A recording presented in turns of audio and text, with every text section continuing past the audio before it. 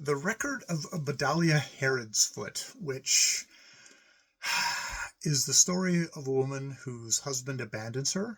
She goes off to do good works. He goes off, hooks up with another woman, basically drinks everything up he can, all her belongings, and then says fuck off to her, goes back to his wife, beats her even more savagely when Bdlh won't give up the church trust money that she's been trusted to do good works in the thing. And then because he's a drunken bastard, and she's like, I would never fight against this guy. I love him still. He beats her into basically a death. She dies. She doesn't die quick, of course. She dies slowly, untidily. As Kipling says in the story, it's one of those things where, yeah, deaths aren't that tidy. They're messy and long and painful and gross. And yeah, she dies, but she of course dies. I say of course because it's a Kipling story where the drunken murderer, the woman who also loves him, Jenny, other woman who loves him, is like, oh, get off with you, get off quick, before they catch you. She actually does notify the curate that that who is kind of besotted with Bdlh, that, like, you could, or actually he's besotted with someone else. Bdlh is just the kind of the catalyst between them. He notifies him, who also brings this curate, so it's an Anglican priest, and he summons the Roman priest as well, because Bdlh is an institution, and they both go. And the nurse, and they obviously know, oh yeah, her husband's come back and beaten her to death. She's going to die pretty soon. And Bdlh gets the nun, Sister Eva, to come, and she steadfastly does not give up her man until the end, which is just like, this is, the kind of the gross feeling I get from this story of, it's like, it's dumb women who love drunken brutes. It's really got that kind of feel of like, this isn't,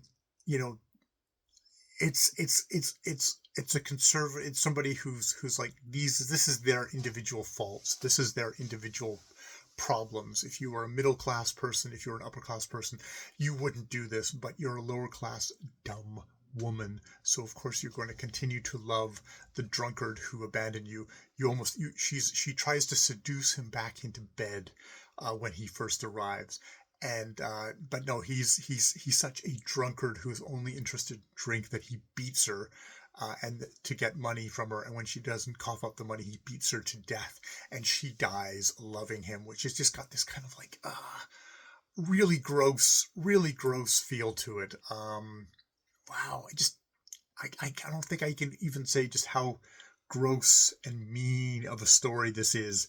Mean to Bdlh Hrdsft, mean to her shitty neighbor who gives her up and sends the husband up, because she is somebody who's likes to steal in, and her daughter is a dying prostitute, and they give her custards to kind of like ease, she's dying, and she says, like, she steals the treats from her dying prostitute daughter, and she's pissed that Bdlh kind of prevents this every once in a while.